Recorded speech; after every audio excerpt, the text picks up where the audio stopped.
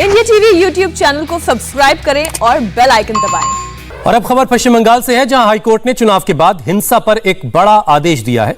Calcutta high court ने चुनाव के बाद हिंसा की अदालत की निगरानी में सीबीआई जांच का आदेश दे दिया। हाईकोर्ट ने ऑर्डर में अपने कहा है कि पश्चिम बंगाल सरकार हिंसा के सारे मामले सीबीआई के हवाले कर दे, सीबीआई को सौंप दे। 5 जजों की बेंच ने यह फैसला सुनाया है। हाईकोर्ट ने इस मामले में एसआईटी भी गठित की है।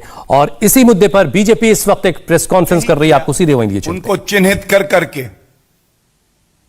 उनके घरों को तोड़ा गया, उनके साथ हिंसा की गई।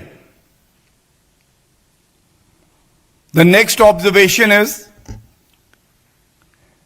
allegations are also that the complainants are being threatened to withdraw their cases.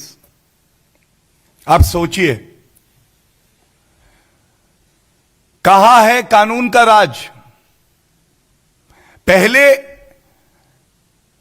सत्ताधारी पार्टी के गुंडे, टीएमसी के लीडर जाके आम जनता को प्रताड़ित करेंगे, हिंसा करेंगे, हत्या करेंगे, दुराचार करेंगे, और वो हमारा भाई बहन, उनका परिजन, कानून में आस्था रखने वाला नागरिक जब पुलिस स्टेशन जाता है और वो चाहता है उसकी कंप्लेंट लिखी जाए, और जो सर्वोच्च न्यायालय कहता है कि अगर संज्ञेय अपराध है तो पुलिस के पास सिर्फ एक ही रास्ता है, एफआईआर दर्ज करने का।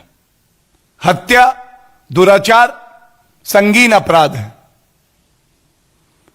उनकी एफआईआर भी नहीं लिखी जाती है और साथ में उनको धमकाया जाता है।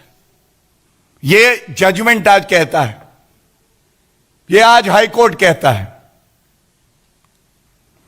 Number of cases of murder are sought to be claimed as natural death without recording FIRs, and the investigations of cases as per procedure established by law. हत्या हो गई, हत्या का ये जो कृत्य है इसे आप नहीं रोक पाई। आप मुख्यमंत्री थी ममता बनर्जी जी, लेकिन जो इंसाफ दिलाने की आपकी जिम्मेदारी थी, आप उसमें भी विफल रही। और ऐसा इसलिए है कि पश्चिम बंगाल वो प्रदेश बन गया है जहां वर्दी का इस्तेमाल किया जाता है अपनी राजनीतिक महत्वाकांक्षाओं की पूर्ति के लिए। वर्दी जनता की सबसे बड़ी रक्षक होती है। टैक्स पेयर के रुपए से वेतन मिलता है। संविधान को पालन करते हुए अपनी जिम्मेदारी का निर्वहन करने का उनका दायित्व है। लेकिन ममता बनर्जी के और ही मंसूबे थे।